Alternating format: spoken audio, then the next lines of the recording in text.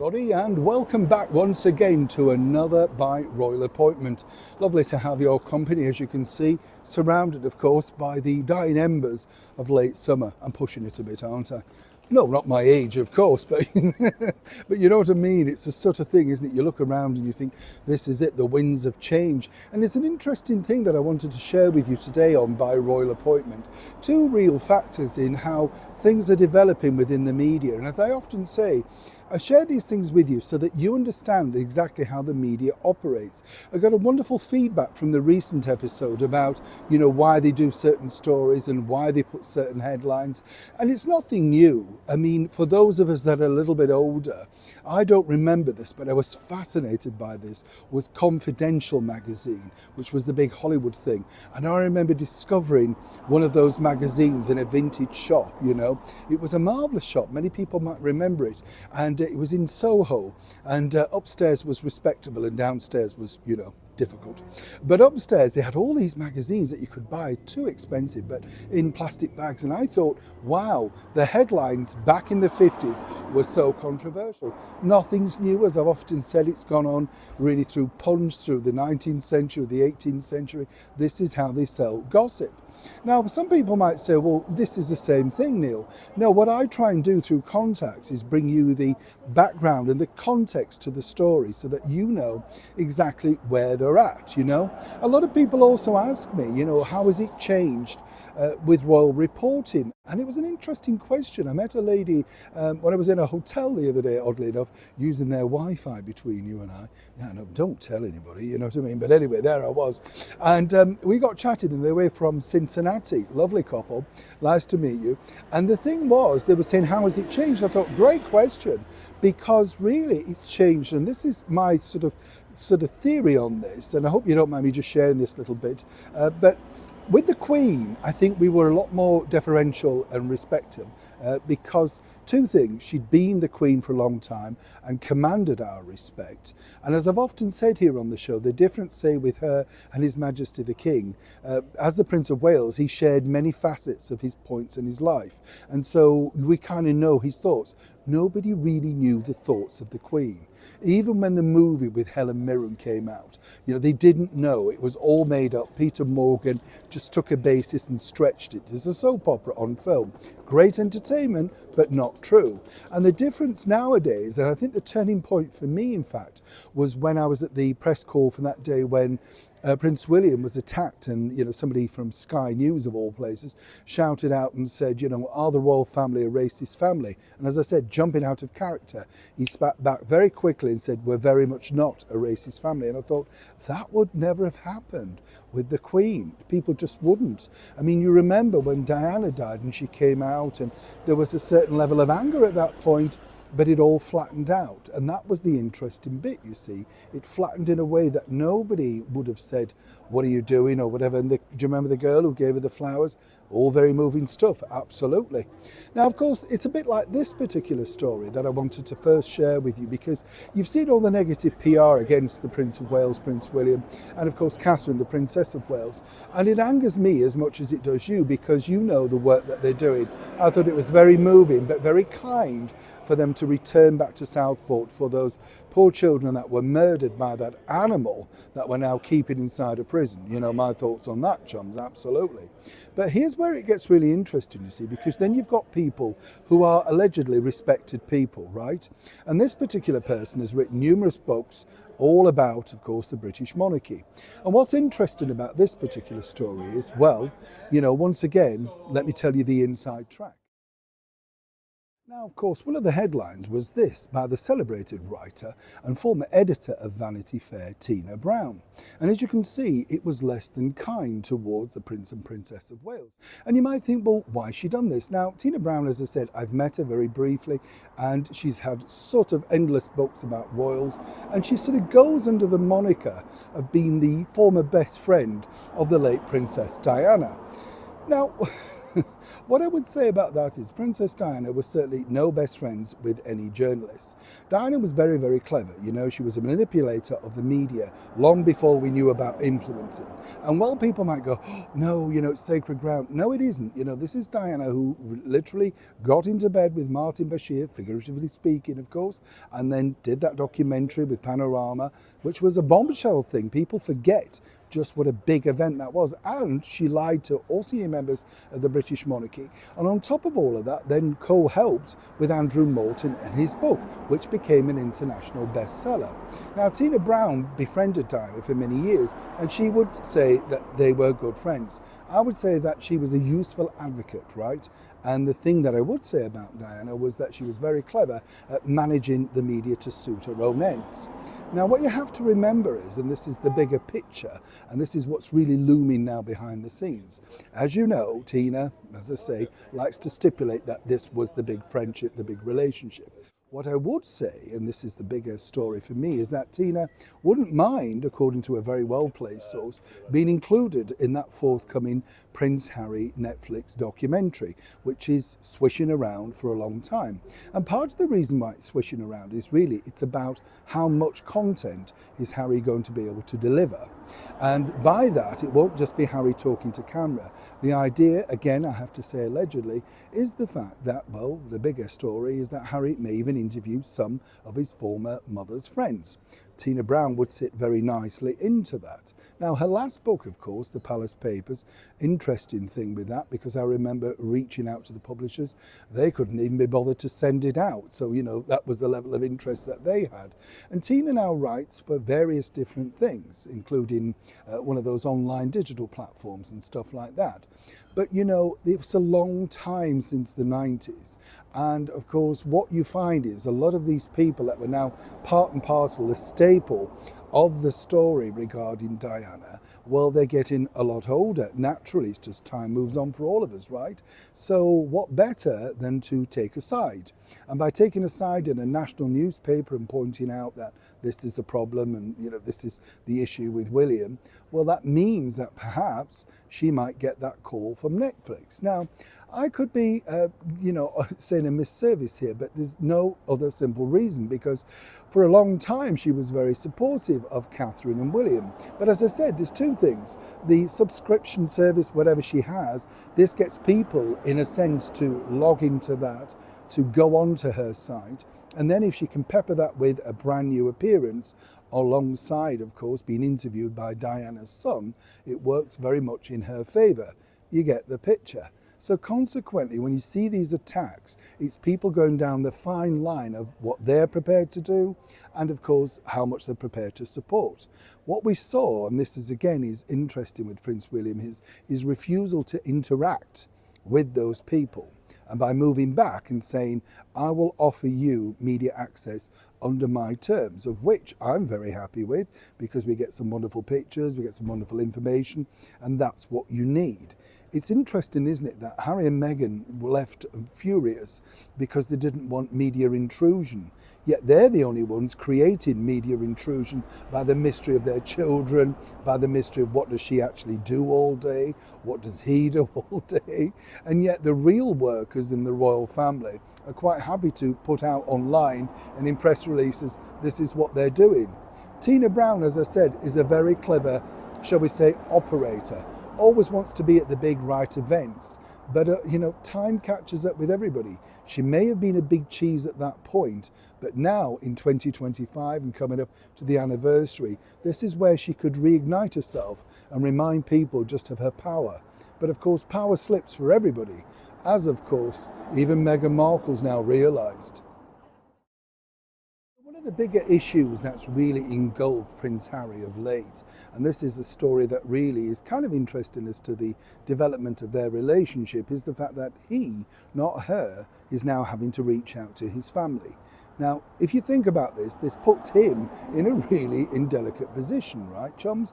Because he's the one that's gone on TV with the mental health issues, basically said his father wasn't there, didn't look after him, blah, blah, blah. You know the sort of thing, right? So the bigger issue regarding somebody like that is how hard do you now have to pull this back. Now, what's interesting to count on this is the fact that Meghan still doesn't speak to any of her family. We don't really see her mother anymore. And of course, she's just ostracised her father, Thomas Markle. Yet she's selling a brand which is all about being there for people, showing up. I'm a real person. I'm here for caring. That's part of the problem that Netflix have.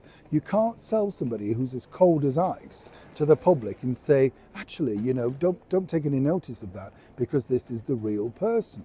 Now, one of the big issues that really infuriated, as one can imagine, senior members of the British monarchy, and this was allegedly instigated by Meghan herself, was the fact that she didn't like the name Mountbatten Windsor. And what's interesting again is the fight even to have that name, because if you remember, when of course the Prince and Princess Elizabeth got married, there was a fight with the late Queen Mother and of course King George regarding how they wanted to keep the name.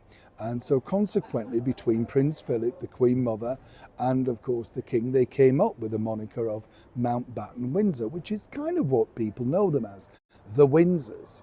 Of course, Meghan decided, let's not forget, to go on mainstream media, including the Drew Barrymore show, and announce that she was Sussex now. And, as I've often said, it's just odd and it's giggly and it makes you laugh and it's nuts and all of those sort of things. But this is exactly what she did. She decided, well, I'm Sussex now. This is what matters, all of that. She then berated a friend, Mindy Kaling, on her own show, and she was trying to hammer this home. The true story behind that background is simply the fact that, as we know, she, or Harry, approached Earl Spencer, Charles Spencer, Diana's brother. And he is, there's good and bad bits about everybody. We all know that Charles Spencer has a rather checkered love life. That's his prerogative. That's not about the person.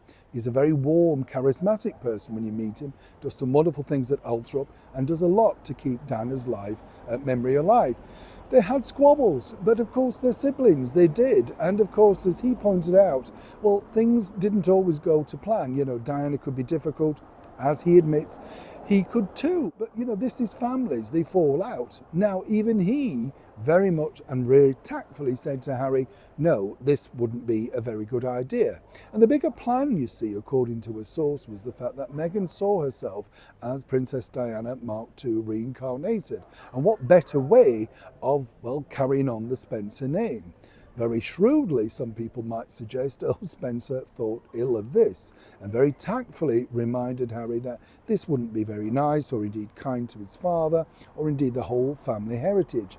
But this is the point. It was he that had to go and ask that question.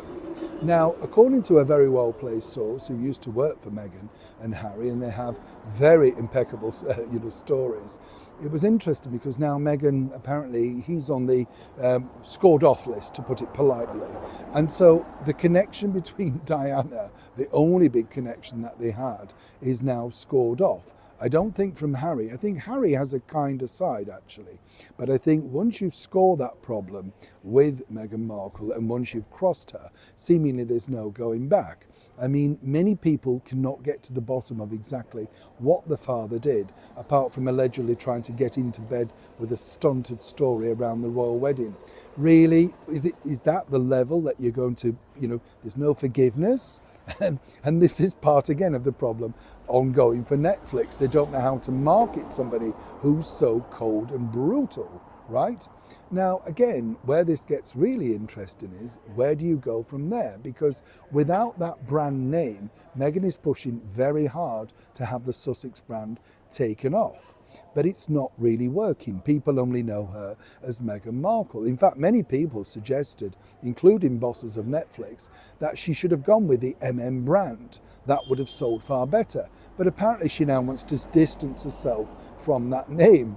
And again, what's interesting is a team, every time they see, they've given up doing this now, but they would ring up journalists and say, you've got to put Meghan Sussex. And so consequently, the only way they can now push this in as a story is if she goes on something like an entrepreneurial podcast or something like that. You get the picture. By the way, I must just tip you off about the podcast, because Lemonada, right? the big thing that she was going to come back with and we're all going to like. Well, they have no plans in the foreseeable future, i.e. that would be ever, to work with Meghan again, because apparently podcasting is something that she now wants to quietly rest. In celebrity terms, what that means basically, chums, is an absolute, utter, abysmal failure, right? And there lies your problem. Now, the other problem as well is not only is she a failure at the podcasting thing, but you see, according to a source, she's now stoking the flames of fire regarding President Trump and, of course, Prince Harry. Now, as we know, she's no fan of Trump, and again, political. You either like him or you don't. He knows that himself. He doesn't care. He's one of the most powerful men, if not the most powerful man in the world. Why would he care about a D-list actress from a soap? But apparently when Trump stood up, of course, inside the splendour of Windsor Castle to announce the fact to His Majesty the King, to the world, what a splendid and elegant son he had in Prince William, the Prince of Wales, that set flames going over to do flambés in Montecito. And this is because, apparently, according to the source, Meghan believes that His Majesty the King should have corrected it, and indeed said, I have two sons. But because he didn't, apparently, and again, I have to say allegedly, this proves that they simply don't care about them. And this is the thing about narcissists and lunatics in many respects, because they can throw all the dirt at you, but the minute there's something that they don't like, oh no, you've treated me badly, it's terrible, look what you've done to me. Now, you couldn't, if he'd have done that, and this is the thing that you have to remember for His Majesty the King, if he'd have stood up and said that, well, where would that have left him? The focus would have been on that. And the focus was on the second official state visit of the President of the United States. But by goading that particular story with Harry, she knew that, well, you know, he should have said this, you should have stuck up for yourself, this is the problem all along, you've always been the also-ran, you get the picture. And this is now how she literally controls the narrative. But the bigger story also that's looming is the fact that, on the one hand, Meghan Markle wants him to reconnect to the brand, the family, because this is good for her brand, and she never sees herself coming back here. But it doesn't matter if they still are talked about, because she believes that's good for her brand. Of course, the problem is, if he gets too cosy and suddenly they do invite him back in and there is a longer conversation, well, that means she's ostracised. And then what? As Meghan Markle seems to have walked away also from her own brand, just literally ad hoc posting things that mean nothing, do nothing to sell the brand, whatever. And you do come away thinking, again, Ted Sarandos, tell me exactly why this woman is worth millions of dollars. Anybody else surely would have been shot down in flames for their lack of visibility, or indeed having anything of any substance to sell. But it's when people decide to turn on you. Now, I'm not talking about just generic people, but you know, in the case of Meghan Markle, she has a lot of bad press, mainly brought on by herself, and mainly the fact that she's cultivated, as I've mentioned to you before here on the show, a sort of Greta Garbo persona. You see, Meghan believes that as she turns up at an event, it should be an explosion, a mystery, you know, so that consequently when she speaks, the world stops spinning on its axis and suddenly we're like, oh, wow, you know, it's so empowering. You see, the way that, say, Jamie Kern-Lena dealt with her was almost like a child. The high-pitched voice, the "you're terrific, I don't know how I've lived on the same planet without knowing all of this." Meghan absolutely said nothing, spouted nothing, and was completely ineffectual. But you see, the problem is, people tell her she's some great mind, some great theorist or whatever. And it's interesting, you see, because when you get headlines like this, and this is from somebody who has a lot of power in the world that Meghan really needs to cultivate.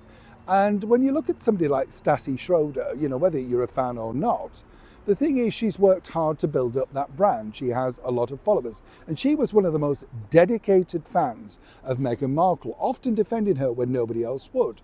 Now, the hub of it seems to be that Stassi has decided to come out and say she's defended her no more, seemingly because a diva moment. And let's be honest, who actually knew about her until that happened, right? So you see how this works.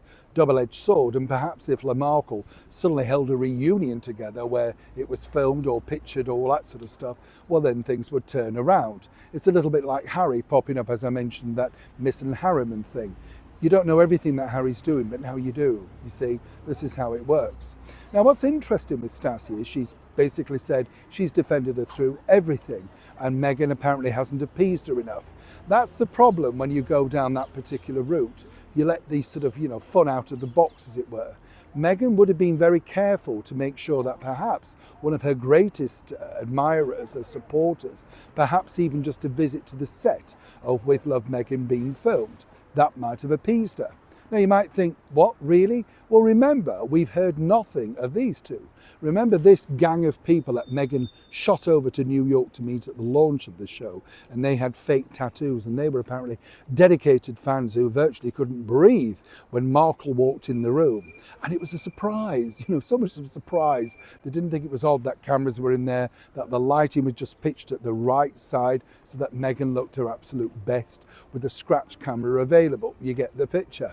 And so everything is fake, you see, and what they should have done with her, really, this is Stassi, was cultivate her. Now, the downside of it is that Meghan really, if she wants to keep these people on side, and these people are far more damaging to the brand than any digital platform, any newspaper, any magazine, because they are dedicated fans with a lot of dedicated followers. Stassi has a lot of power.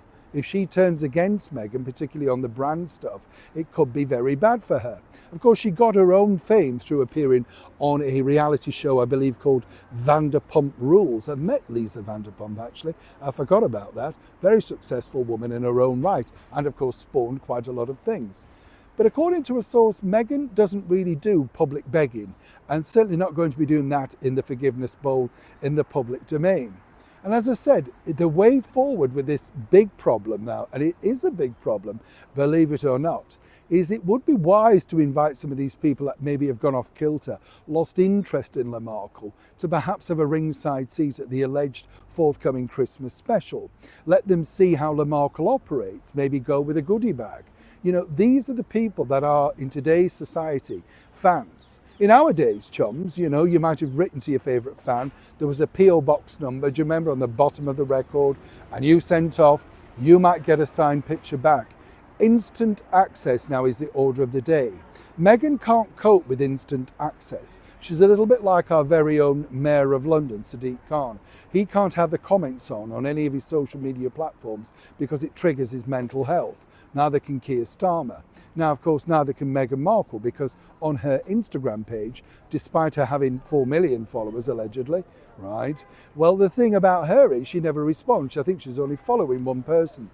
Social media doesn't go like that. And as Stassi has pointed out, she seemingly is stuck in 2017, a rather cutting remark. Now, she's hoping, according to a source, that things could be resolved and there could be a love-in and all that. What Stassi has been very clever at is not only highlighting the fact that Meghan is a user, doesn't come out to support people, despite how supportive they've been, but of course she's raised her own profile. And Meghan certainly won't want that. Somebody doing well out of her without the cash bag going her way. You get the picture. But of course, there's always another drama around the corner. And as we saw with Harry at the start of this year with the Centre Barley bullying claims, misogyny, all of that sort of stuff, it's all very quietly being squashed. Quietly squashed, of course, by very heavy-handed lawyers, some people might suggest, and again, allegedly. But you see, their image has to be everything. But Meghan's image, many suggest, is now irreparable, simply because people like this, who are speaking out, have been so supportive. And for Meghan, she's left wondering why. But it's clearly obvious to everybody else. It's interesting to see where we're now at with Harry and Meghan, because once again, at the end of another calamitous week, if you like, where everything seemingly was going, well, okay, at least, Harry made that fatal mistake, didn't he, of talking about a clear conscience for the book and all that sort of stuff. Behind the scenes, what's also happening, which is interesting, is they're thinking once again of having a rebrand on their website. Now, I don't know about you, but websites don't really mean anything, do they? It's just like a a place where you go, have a look, etc. How is that going to sell anything? Well, according to sources, they want to sort of put their latest achievements, and one of those achievements, as we now know, is going to be going over to New York City to pick up yet another meaningless award, some people might say. What I find fascinating about the whole situation is the fact that they're still ploughing on regardless of whether you agree with them or not. Now, what they're also trying to do is kick back on many different variants, including taking to task the media that they still don't like but desperately need. And here again is where this gets particularly interesting for me, simply because when you look at the bigger picture, you would have thought, well, you know, the sort of situation, in my opinion at least, would be that they should be grateful for what they've got. A lot of positive PR for Prince Harry recently, and some people might suggest not a bad sort of shake at the stick for her. You know, she had those interviews with the entrepreneurial people, and that really sort of worked in a little bit of their favour. You get the picture. What's interesting though, as you move forward into a bigger sphere, is the fact that now, according to a very well-placed source, you see they kicked back on this. And if you now can see this headline, of course, it's all about how Harry did in fact now present a picture, which I told you about a while back now, alongside, of course, meeting His Majesty the King. I'm sure he must be thrilled with that particular picture. I mean, never met the grandchildren, and suddenly there you are. Oh, well, there you go. This is what you've got, so don't moan, you know, that sort of stuff. And because that got leaked out to the media, Harry and apparently Meghan are infuriated at their, you know, sort of invasion of privacy. Well, the only point is, of course, that the invasion of privacy was already leaked out by Meghan, many suggest, and again, allegedly, to Us Weekly. So consequently, you go, well, I don't really understand what the problem is. But of course, they didn't control the narrative.